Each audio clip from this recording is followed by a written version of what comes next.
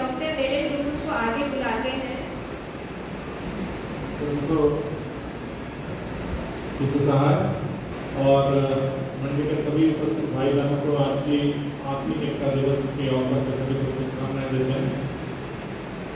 जैसा कि सभी को मालूम है कि मुझे जो टॉपिक दिया है हेल्थ के विषय में, और हम जानते हैं कि स्वास्थ्य कितना इम्पोर्टेंट है। इस 2 साल जो पिछले 2 साल कोविड के कारण से सभी लोगों के जीवन में जो भी बदलाव आए, मानसिक तौर पर या शारीरिक तौर पर, ये एक बीमारी के कारण से आए।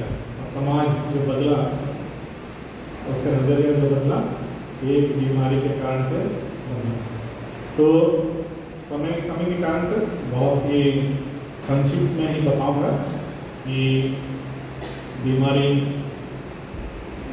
एज ए हेल्थ किस तरह से हम लोगों को देखना चाहिए। WHO एक ऑर्गेनाइजेशन है जिसको वर्ल्ड हेल्थ ऑर्गेनाइजेशन कहते हैं, और वर्ल्ड हेल्थ ऑर्गेनाइजेशन डिफाइन करता है हेल्थ को कि जो शारीरिक रूप से या फिजिकली स्वस्थ होना ही स्वस्थता नहीं है। शारीरिक रूप से स्वस्थ होने के साथ साथ मानसिक रूप से और सामाजिक रूप से भी स्वस्थ होना जरूरी है। और हम एज ए क्रिश्चियन ईसाई होने के नाते हम ये भी जोड़ सकते हैं कि स्पिरिचुअल रूप से भी स्वस्थ होना जरूरी है। और हम जानते हैं मसीह होने के नाते कि बाइबल से जो भी शिक्षा पाते हैं यीशु मसीह के द्वारा, हर शिक्षा में हम ये पाते हैं कि उन्होंने एक बीमार को चंगा किया और एक चंगाईपन से चंगाई करने की वो मिरेकल की वजह से वो अपना प्रचार किए।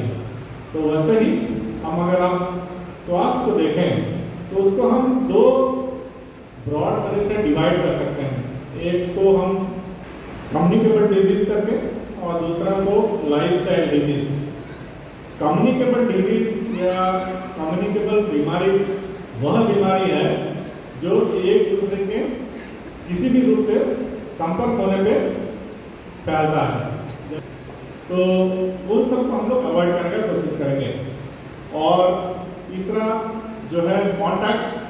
कोविड में हम लोगों ने सीखा है कि कांटेक्ट किस तरह से अवॉइड करना है।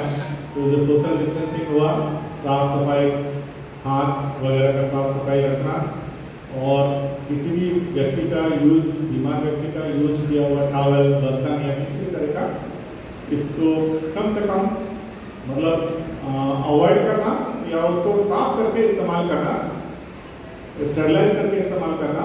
इस तरह से कुछ स्टेप्स अगर हम लोग फॉलो करेंगे तो हम लोग most of the communicable disease से बच सकते हैं। और दूसरा है इन बीमारियों के लिए भी प्राइमरी प्रिवेंशन मतलब बचाव। कई सारे बीमारियों के लिए भी प्राइमरी प्रिवेंशन का व्यवस्था भी आजकल है। प्राइमरी प्रिवेंशन का मतलब है कि इन सब के लिए कुछ बीमारियों के लिए वैक्सीन्स भी उपलब्ध हैं। ये जो भी कम्युनिकेबल डिजीज है यूजुअली कीटाणु के द्वारा होती है, जीवाणु कीटाणु के द्वारा होती है, जो माइक्रोस्कोपिक ऑर्गेनिजम्स होते हैं जिनको केवल माइक्रोस्कोप के मदद से ही देखा जा सकता है। उस सबको माइक्रोस्कोपिक ऑर्गेनिजम्स कहते हैं, जैसे बैक्टीरिया, वायरस, पैरासाइट वगैरह वगैरह हुआ। इन सबों का एक व्यक्ति से दूसरे व्यक्ति को में फैलने के कारण से होता है। और ज़्यादातर ये एक व्यक्ति से दूसरे व्यक्ति में जो फैलता है 4 मुख्य धारा से फैलती है।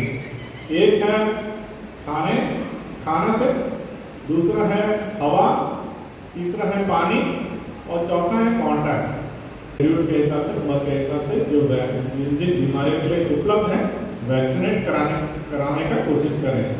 अडल्ट वैक्सीन भी उपलब्ध हैं कई सारी बीमारियों के लिए, उनको भी। और जो किसी भी तरह के इम्यूनिटी जिनके शरीर में कम है और उनको कुछ बीमारियों से पर्टिकुलरली जैसे इन्फ्लुएंजा हुआ, निमोनिया हुआ, इंसेफ्लाइटिस हुआ, इस तरह के बीमारियों से मतलब बचाव के लिए भी अडल्ट लोग के लिए भी वैक्सीन है। तो ये हम लोग प्राइमरी प्रिवेंशन के तौर पे वैक्सीन से भी बचाव कर सकते हैं। तो ये रहा हमारे कम्युनिकेबल डिजीज। जैसे समय बदल रहा है, युग बदल रहा है, डिजिटलाइज हो रहा है वर्ल्ड, इंडस्ट्रियलाइज हो रहा है, जैसे इस समय लोगों का व्यवहार भी बदल रहा है। जो लोग पहले मेहनत करते थे, आजकल वो मेहनत तो कर रहे हैं, फिजिकल लेबर कम कर रहे हैं, मेंटल लेबर ज़्यादा हो रहा है। सुविधाएं और तकनीक का डेवलपमेंट की वजह से लोग ज़्यादातर आजकल आइडल होते जा रहे हैं, मतलब फिजिकल एक्टिविटी उनका कम होते जा रहा है और एक्टिविटी है उनका शरीर का वो कम होते जा रहा है। इनकी वजह से कई सारी बीमारियां हम लोगों को लग सकती है और इन सब बीमारियों का है प्राइमरी बचाव।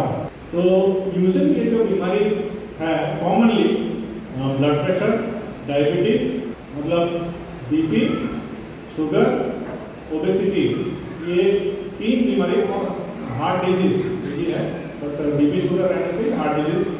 तो 3 कॉमन अभी के लाइफस्टाइल के कारण से जो ये 3 कॉमन डिजीज है जो लाइफस्टाइल के कारण से आता है वो ये 3 ही है। ओबेसिटी क्या है? शरीर में फैट का मात्रा जितना होना चाहिए उससे अगर ज़्यादा हो जाता है उसके उम्र और वजन का हिसाब से तो उसे ओबेसिटी कहा जाएगा एक हिसाब से। फिर डायबिटीज शुरू होता है। तो डायबिटीज होता क्या है? डायबिटीज अनकंट्रोल्ड शुगर है जो कि एक हेल्दी अडल्ट में फास्टिंग शुगर जिसका 100 से कम होना चाहिए, उनका शुगर मोर देन 100 रहता है फास्टिंग शुगर, या रैंडम शुगर जिसका मोर देन 200 रहता है, उसको हम लोग इमीडिएटली डायबिटीज करके डायग्नोसिस करते हैं। तो डायबिटीज किस कारण से होता है? डायबिटीज का मुख्य कारण है अडल्ट में ये जो है इंसुलिन रेजिस्टेंस।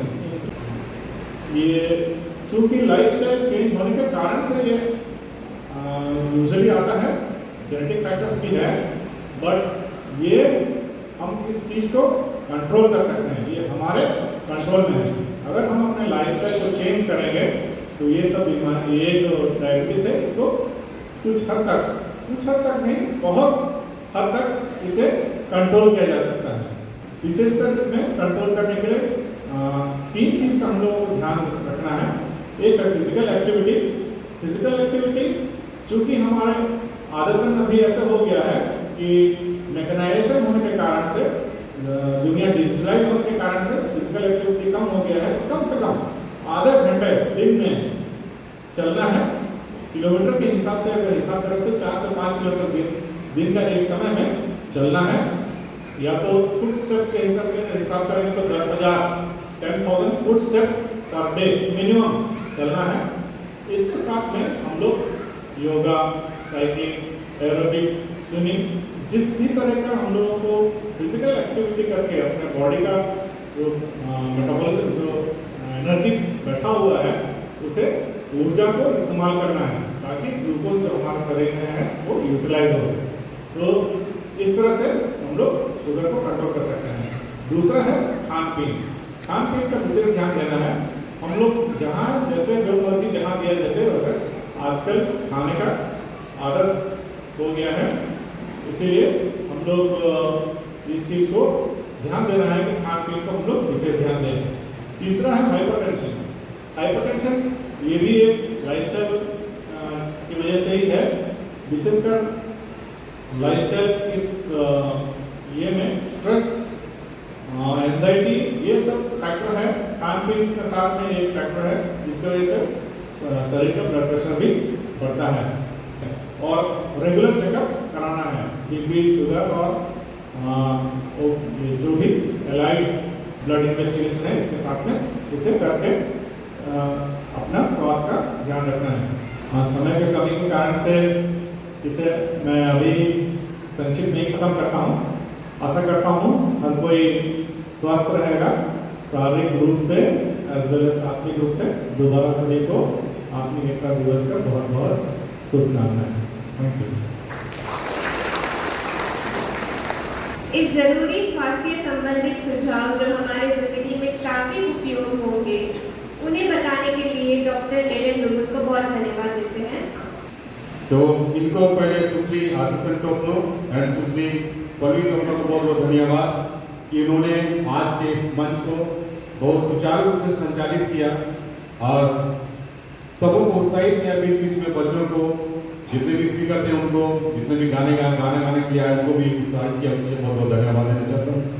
और उसके बाद जो आज का प्रकाशन वचन था, जो हमारे भाई तेरह सिक्का के द्वारा दिया गया, उनके लिए उनको बहुत बहुत धन्यवाद देना चाहता हूँ कि उन्होंने आज का जो विषय था, टॉपिक था कि इसलिए तुम अपनी आत्मा के विषय में चौकस रहो और विश्वासघात मत करो, सेनाओं के यहोवा का यही वचन है।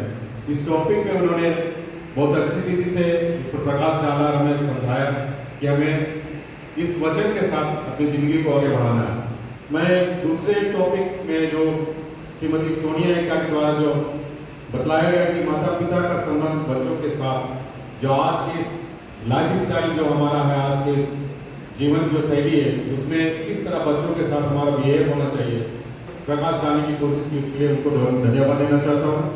और उसके बाद जो हमारे बीच में आज का जो ये नया टॉपिक था, जो पालिश साहब को दिया गया था हमारे अविनाश टोपनो जी को, कि कलीसिया की प्रशासनिक व्यवस्था, और उन्होंने बहुत अच्छी रीति से हमें समझाने की कोशिश की। और जैसे कि पालिश साहब ने बोला कि इस टॉपिक पे कम से कम 2 दिन का सेमिनार होना चाहिए। तो हम लोग उम्मीद करेंगे आने वाले दिनों में कि अगर हमें टाइम मिलता है तो इस टॉपिक पे सेमिनार करने का कोशिश करेंगे। निराली एक्का के द्वारा जो एक बहुत ही नया टाइप का क्वेश्चन हमारे बीच में आया, और मतलब जूनियर लेवल से लेकर पीएचडी लेवल तक का क्वेश्चन उसमें था। जैसे कि पूर्णिमा भाभी ने जो आंसर दिया कि 12 बच्चों का नाम मानना पड़ेगा, और भाभी से जब हम चाय के समय में बात करें तो भाभी बोली कि हम संडे स्कूल के टॉपर थे। डॉक्टर साहब आए, डॉक्टर नुगुल के द्वारा जो स्वस्थ संबंधी बातें बतलाई गई, और जैसा उसने WHO का जो हेल्दी पर्सन का जो डिफिनेशन था उनको हमें समझाया, और उसमें क्रिश्चियनिटी को ऐड किया। तो जो फिजिकल हमारा फिटनेस होना चाहिए और आत्मिक रूप से हमें जो स्वस्थ होना चाहिए, ये दोनों बातों को हमको मिला के अपने जीवन को आगे बढ़ाना। उन्होंने गाना प्रस्तुत किया, डॉक्टर दास को जिन्होंने अच्छा संगीत दिया, सबको बहुत बहुत धन्यवाद। और आज के इस सम्मेलन को सक्सेस बनाने के लिए, और उम्मीद करते हैं कि आने वाले सालों में हम इसे अच्छा से अच्छा कर सकें। धन्यवाद। जो हमारे कार्यक्रम के बारे में अच्छे से हमें बताए। अभी अलीराबाद मंडी को समय देते हैं गाना गाने के लिए, जो काफी दिनों से गाना तैयारी कर रहे हैं और काफी उत्सुक है हमें अपना गाना सुनाने के लिए। तोर प्यारे प्रभु चरण के मधुर के बिना, कजर के पानी रखे बिना, तोर प्यारे प्रभु जंगल के मधुर के बिना, कजर के पानी रखे बिना, कुछो ना दिनों रति प्रभु तुर गहरा प्यार के, कुछो ना दिनों रति प्रभु तुर गहरा प्यार के। आज के इस आत्मिक एकता दिवस में उपस्थित थे जितने भी भाई बहन माता पिता, पूरे शुरू से लेकर के अब तक के कार्यक्रम में परमेश्वर हमें आशीष और सहायता के लिए धन्यवाद देते हैं। जो बातों को हमने सीखा है, सुना है, समझा है, उससे हम अपने आत्मिक जीवन में, सामाजिक जीवन में, लौकिक जीवन में और हमारे मंडली के जीवन में हम लोग लागू करें और हमारे आत्मिक एकता को इसी तरह आगे बढ़ाते जाएंगे। आइए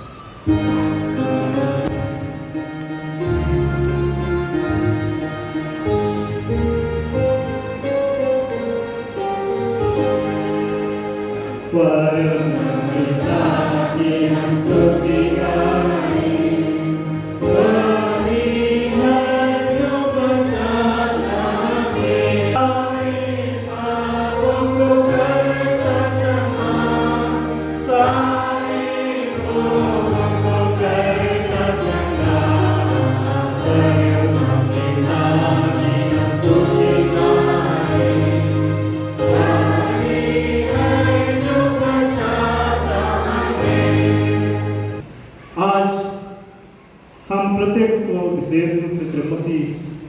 विश्वासी भगवान होकर के उपनगर मंडली, बेसरिक मंडली, सिटी मंडली के सारे छोटे बड़े होकर के इस स्थान में तेरे पवित्र होने आत्मिक एकता दिवस के नाम से एकत्रित हुए और पिता परमेश्वर प्रोग्राम के शुरू से लेकर अब तक हम प्रत्येकों के संसार को हमें आत्मिक बातों को, लौकिक बातों को, स्वस्थ की बातों को, संविधान की बातों को और अनेक ऐसे विषयों के ऊपर में हमें टॉक सुन सके। पिता परमेश्वर इस लाभान्वित हो सके, क्योंकि प्रभु तो हम प्रत्येक को आत्मिक रूप से मजबूत करना चाहते हैं, लौकिक सामाजिक रूप से, राजनीतिक रूप से और तो विशेष करके हमारे मंडली के जीवन में तेरे उन्नति और बढ़ने के लिए हमें अगुवाई करता है। रात्रि भोजन ग्रहण करते हैं तो आप भी सबके संसार को तैयार करें और निश्चित रूप से जिस भंडार में प्रभु को उसे देना दिया है उस भंडार को हमें हमारे को करना चाहते हैं। पिता परमेश्वर इस प्रोग्राम को ऑर्गेनाइज करने में जितने हमारे मंडली पंचगत रहे और हर एक छोटे बड़े इसके सहयोगी रहे, प्रत्यक्ष रूप से परोक्ष रूप से सब को आप तैयार करें। इसमें धन्यवाद पुनः सारी बातों को आप में समर्पित करें थे। प्रार्थना धन्यवाद उद्धार करके प्रभु यीशु मसीह के नाम से मांगते हैं। सुनिए सब प्रार्थना ग्रहण कर लीजिए। आइए प्रभु की प्रार्थना के साथ करें। हे हमारे पिता तू जो स्वर्ग में है, तेरा नाम पवित्र किया जाए, तेरा राज का तेरी इच्छा जिस स्वर्ग में हमारे प्रतिदिन रोटी आज और हमारे अपराधों को क्षमा करें जैसे हम अपने अपराधों को क्षमा करते हैं और हमको क्योंकि राज अपना परमात्मा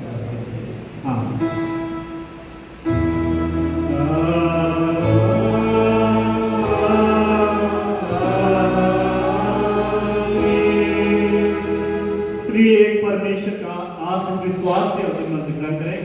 परमेश्वर तुझे आशीष दे और रक्षक करे। परमेश्वर प्रभु तुझ पर प्रकाश करे, तुझ पर अनुग्रह करे। परमेश्वर प्रभु तुझ पर प्रकाश करे और तुझे खुश दे। आमीन।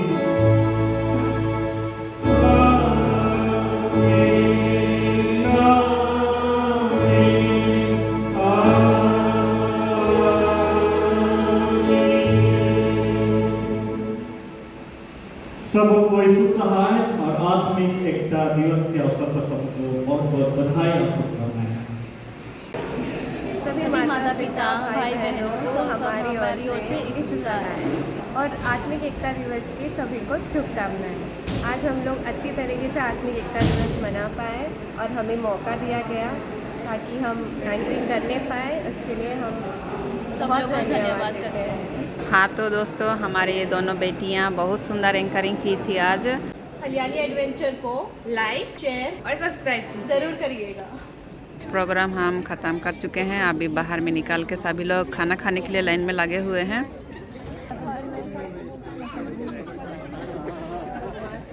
अले मिसी को आपके हाय को हमारे बहनें आप लोगों को हाय बोल रहे हैं, सभी लोग जितना भी देख रहे हैं।